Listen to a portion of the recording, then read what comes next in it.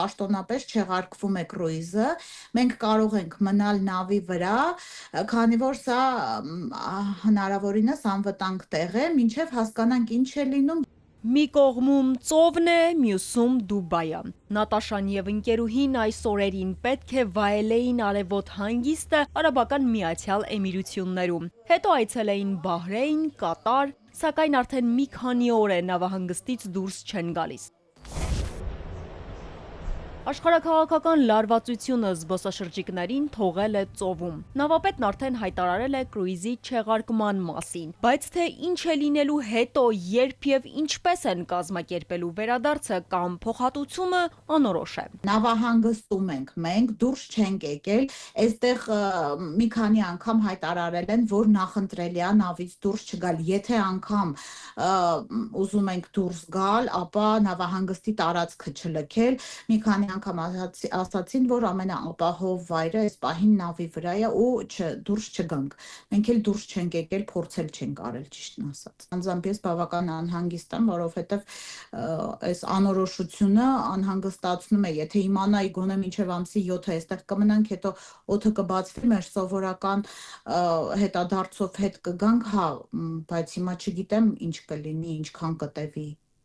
Ամեն դեպքում մինչև մարտի 7-ը վճարել են կեցության համար։ Սնունդն ու կենցաղային բոլոր պայմանները նավում ապահովված են։ Նավի վրա 7000 մարդ կա տարբեր երկրներից։ Հայ ուղևորներն արդեն կապվել են դեսպանության հետ, փոխանցել իրենց տվյալները։ Հայաստանի արտաքին գործերի նախարարության տրամադրած հղմամբ լրացրել անհրաժեշտ տեղեկությունը, որպեսզի հնարավոր լինի Օմանով տեղափոխվել հայրենիք։ Այս պահին սակայն ուղևորները սպասում են հստակեցումների։ Այս կադրերի ականատեսն է եղել օդանավակայանի կողքին ապրող մեր հայրենակիցը։ Արդեն 1 տարի է բնակվում է Դուբայում։ Ապրում է հենց միջազգային օդանավակայանի մոտ։ Օդանավակայանին իրենք կոնկրետ չեն փորձել ուղիղ օդանավակայանին հարվածել, այլ հարցիների ժամանակ Դուբայը դրոններ ա ուղարկել, որպեսզի բլոկավորի եւ դրանք չհասնեն քաղաքին, բնակչությանը, եւ դրանից ինչ որ մի հատված ինքը ընկել է аэроպորտի վրա, հենց տերմինալ 3-ի Concourse B-ին։ Բայց ոչ մի մահվան դեպքեր չի գրանցվել,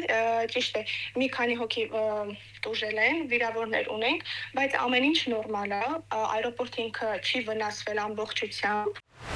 Առավոտյան էլ իմացել է, որ իրանական դրոնը հասել է ընկերներից մեկի շենքին։ Խոսածից ասեց, որ չգիտեմ, առավոտ արթնացան, այսպես ոնց որ երկրաշարժ լիներ, դա հենց դրոնի հպումից է եղել, բայց էլի մարդիկ չեն վնասվել, ուղղակի այդ պատուհանն է կոտրվել, ամենամեծ վնասը պատուհանին է եկել, էլի։ Արաքսյան էլ 3 տարի է ապրում է Դուբայում։ Պատերազմի սկզբում չէին էլ հասկանում ինչ է կատարվում։ Անհանգիստ էին, ձայներ էին լսում, հետո լուրերով հասկացան ինչ մասշտաբի մասին է խոսքը։ Ամեն դեպքում Արաքսյան նշում է, որ իրենց թաղամասում ամեն բան հիմա վերահսկելի է ու հանգիստ։ Մեսիջներ ենք ստանում, տվյալ լոկացիան, հա, ենթադրենք ես հիմա գտնվում եմ բիզնես բեյում, եթե ինչ-որ տվյալ պահին հարձակում են, ենթադրում, միանգամից այդ րոպեն մենք մեսիջ ենք ստանում, որ օրինակ գնացեք ինչ-որ պախրիձ եմ, հա, թաքնվեք եւ այլն, իսկ որպես այդպիսին ինչ են անում իշխանությունները, առաջինը տուրիստների հանդեպ են շատ ուշադիր, որովհետև բոլոր հոթելներին նամակներ են ուղարկել, գրություններ, որ բոլոր ամրագրումները շարունակեն որպես այդպիսին ու այդ պատասխանատվությունը կրելու է պետությունը։